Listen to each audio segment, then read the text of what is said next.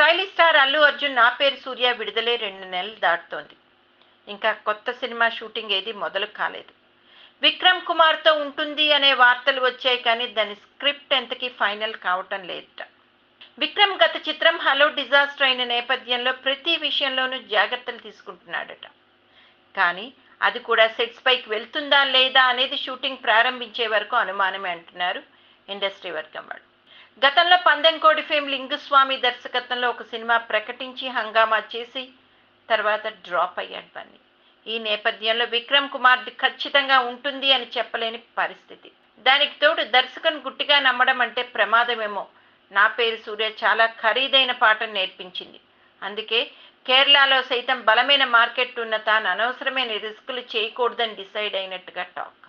కొద్ది రోజుల క్రితం తన ట్విట్టర్ ద్వారా సమయం వచ్చినప్పుడు కొత్త సినిమా వివరాలు చెబుతాను, కాస్త ఓపిక పట్టండి అని చెప్పిన అల్లు అర్జున్ బయట ఏ వేడుకలో కనిపించినా దాని గురించి మాత్రం మాట్లాడటం లేదు.